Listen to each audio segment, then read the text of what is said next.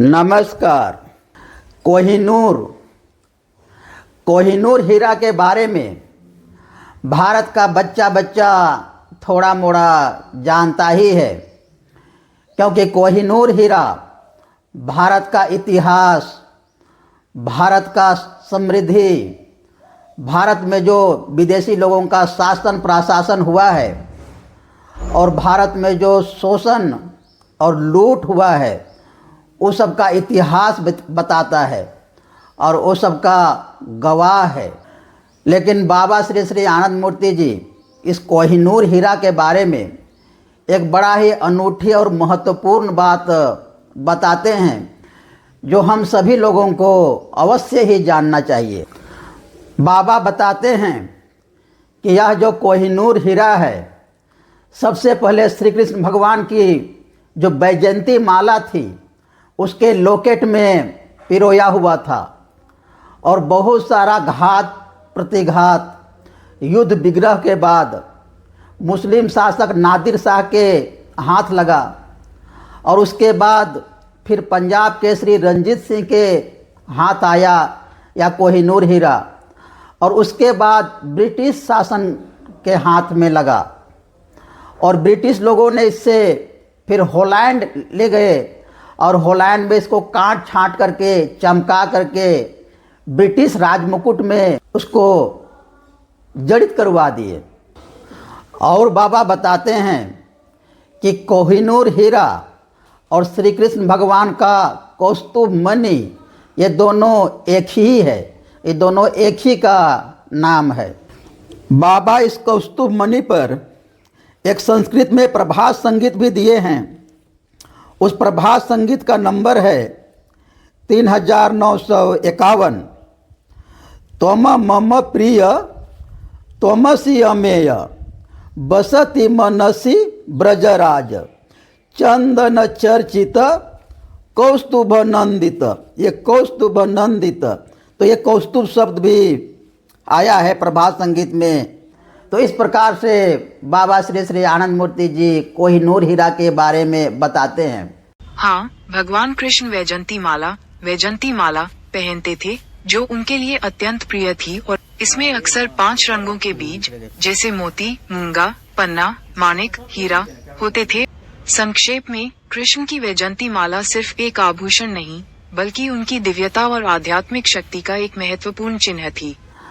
और कोहिनूर हीरा के बारे में बोलते हुए आगे बाबा बताते हैं कि कोह का मतलब होता है पहाड़ और नूर का मतलब होता है ज्योति, अर्थात पहाड़ उतना ज्योति, पहाड़ के जैसा ज्योति। और जो भी इसको देखा उसको पाने का प्रयास किया, पाने की लालसा उसके मन में रही और उसको लूट करके या किसी भी प्रकार से उसको अपने पास वो रखना चाहा इस कोहिनूर हीरा को। और यहीं पर बाबा नूरजहाँ के बारे में भी बताते हुए कहते हैं कि नूर का मतलब होता है ज्योति और जहाँ का मतलब होता है विश्व ब्रह्मांड। और हम लोगों के प्रभात संगीत में भी है, जमी आसमां तुम्हारा तुम्हारा जहाँ सारा, अर्थात जहाँ का मतलब विश्व ब्रह्मांड। तो नूरजहाँ ने ही सबसे पहले गुलाब जल बनाने की विधि का इजाद किया था, ऐसा बाबा बताते हैं। और वो गुलाब जल से ही स्नान करती थी। वह गुलाब के इत्र को, अर्थात गुलाब के निर्यास को जल में मिला करके गुलाब जल बनाते थे और इसी गुलाब के निर्यास को चंदन के तेल में मिला करके इत्र बनाती थी और बाद में अन्य फूलों से भी वो अलग अलग प्रकार का इत्र बनाती थी। नूरजहाँ असामान्य रूप से सुंदर नारी थी और उसका असल नाम मेहर-उन-निसा था। अकबर के समय बंगाल की राजधानी वर्धमान थी और बंगाल के गवर्नर शेर अफगान के साथ मेहर-उन-निसा का विवाह हुआ था, नूरजहाँ का विवाह हुआ था। अकबर की राजपूत पत्नी सलीम जब राजा बना तो उसका नाम जहांगीर हो गया, सलीम का नाम ही जहांगीर हो गया। जहांगीर ने मेहर उन निसा को सौंपने के लिए दबाव डाला शेर अफगान पर, लेकिन शेर अफगान ने इसका साफ मना कर दिया, बिल्कुल ही तैयार नहीं हुआ।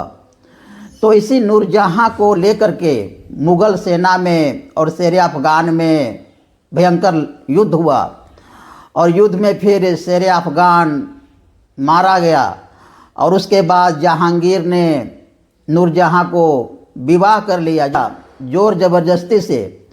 शुरू में तो नूरजहां पति हंता जहांगीर को अपनाना नहीं चाह रही थी, लेकिन परिस्थिति के दबाव में पड़ करके फिर उसको पति रूप में स्वीकार करती है।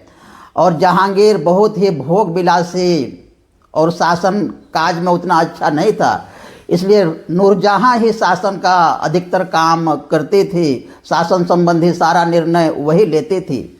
बाबा बताते हैं कि मुग़ल काल में नूरजहां और पठान काल में रज़िया बेगम ने, इन दोनों महिलाओं ने शासन कार्य में अपना बहुत अच्छा प्रदर्शन, अपनी दक्षता दिखाई थी।